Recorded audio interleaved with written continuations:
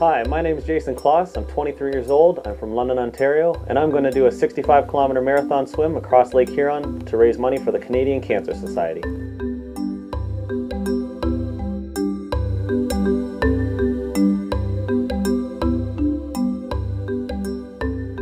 "15 years ago, I started swimming competitively. I did this because I was not musically gifted, nor could I sing or dance. At 8 years old, you can't get by on good looks alone.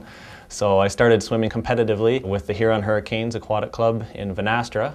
I did that for about 5 years. My grandpa had previously swam Lake Huron in 1991 on August 25th for his 50th birthday. He completed that in 36 hours.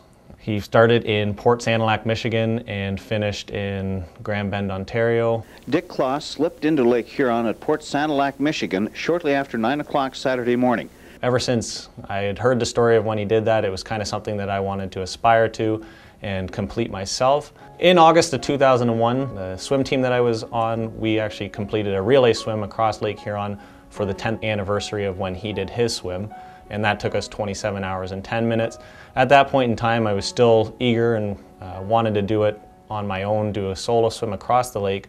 But at that point in time, I was a little too young. You don't stop, you don't get to touch boats. This is a continuous swim for 65 kilometers, and I think that's one of the biggest things that people need to realize is that this isn't just swim for 5 minutes and then get out and take a rest. I'm swimming for probably 30 hours straight. I was down at the lake Thanksgiving of this year, and I was walking down and I realized that I have never actually swam across Lake Huron by myself, so I decided at that point that I wanted to start my training.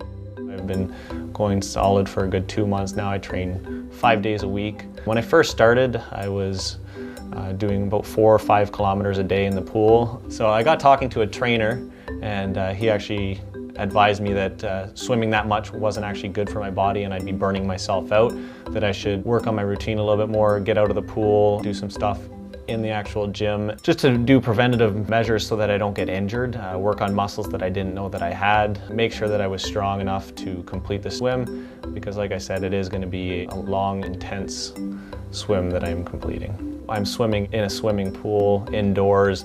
I don't have climate to work against the waves. It's going to be a completely different scene once I actually get out in the open water, which I plan on doing come spring of this year, 2011. And then I'll actually start getting used to swimming in the open water so I can prepare myself physically and mentally for the big swim.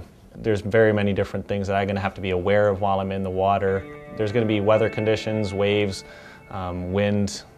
We could run into storms. We're going to be swimming right across shipping lanes, so we have to be aware of the other boats that are out there. I think the nighttime will be probably the most dangerous, just for the simple fact that you know, if you lose track of the swimmer or I get lost for some reason, it'll be a lot harder to find me.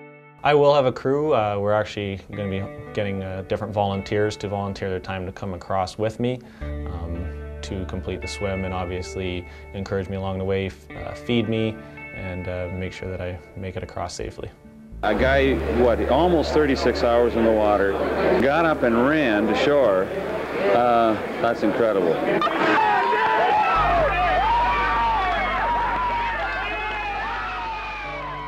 Though I'm doing it to celebrate the 20th anniversary of my grandpa's swim, the main reason why I want to complete this task is so that I can raise money for the Canadian Cancer Society. My grandmother is a survivor of breast cancer, so it does kind of hit home with me in that case as well. And I also know a lot of people that have suffered from cancer. I'm going to be pretty busy doing the training so that I can complete the swim, and I'm obviously going to do everything that I can to make this event successful, but like I said, I can't do it on my own, and I do need a lot of continued support throughout the year up until the event. So the swim isn't the only thing that I'm going to be doing to also help fundraise for the Canadian Cancer Society. I'm going to be putting on a volleyball tournament and putting on hot dog and hamburger stands in the summertime. Any support from, obviously the media is huge. They can obviously touch a lot more people, get the message across to a lot more people than I can by myself.